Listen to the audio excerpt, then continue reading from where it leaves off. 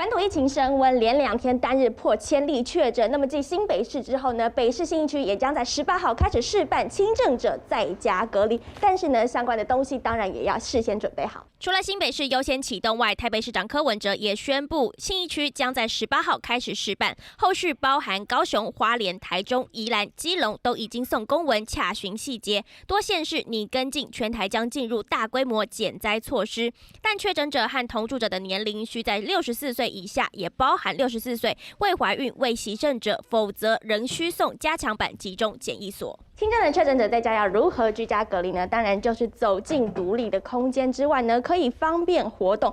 那么最重要的呢，还是要有单独的卫浴设备。